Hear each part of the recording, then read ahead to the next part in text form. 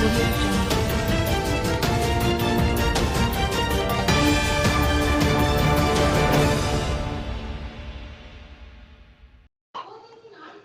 வணக்கம். செய்திகள் வாசிப்பது பத்மா சகாதேவன்.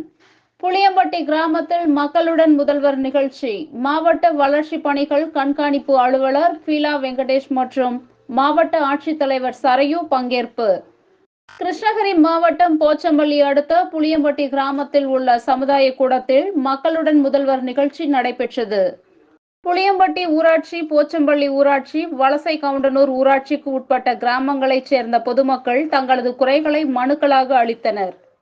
முன்னதாக இன்று காலை பர்கூர் சட்டமன்ற உறுப்பினர் மதியழகன் குத்துவிளக்கேற்றி நிகழ்ச்சியினை தொடங்கி வைத்தார். புளியம்பட்டி ஊராட்சி மன்ற தலைவர் எஸ் ரங்கநாதன், போச்சம்பள்ளி ஊராட்சி மன்ற தலைவர் சாந்தசீலன், வலசை கவுண்டனூர் ஊராட்சி மன்ற தலைவர் ஜெயவேல், பர்கூர் வட்டார வளர்ச்சி அலுவலர்கள் துரைசாமி மற்றும் கலா ஆகியோர் இந்நிகழ்வில் பங்கேற்றிருந்தனர். 17 துறைகளை சார்ந்த அலுவலர்கள் துறை வாரியாக இருந்த காரணத்தால் பொதுமக்கள் தங்களது மனுக்களை நேரடியாக துறை சார்ந்த அலுவலர்களிடம் அளித்தனர். பெறப்பட்ட மனுக்கள் ஆன்லைன் மூலம் ஏற்றுக்கொள்ளப்பட்டு ரசீது வழங்கப்பட்டது. இன்று நடைபெற்ற முகாமில் 420 மனுக்கள் பெறப்பட்டது. பொதுமக்கள் தாங்கள் அளித்த மனுவிற்கு 30 நாட்களுக்குள் கட்டாயம் பதில் அளிக்கப்பட்டுவிடும். அப்படி மனு நிராகரிக்கப்பட்டால் அதற்கான காரணம் தெரிவிக்கப்படும் என்று சட்டமன்ற உறுப்பினர் மதியழகன் தெரிவித்தார்.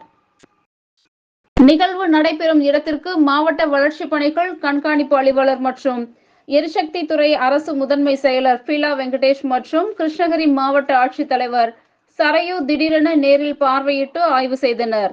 பெண்களிடம் சென்ற பீலா வெங்கடேஷ் என்ன காரணத்திற்காக மனு அளிக்க வந்தீர்கள் எனவும் உங்களது மனு பெறப்பட்டதா என பெண்களிடம் விசாரித்து சென்றார். இந்நிகழ்வினை 3 ஊராட்சிகளைச் சேர்ந்த தலைவர்கள் ஒருங்கிணைத்து செயல்படுத்தினர்.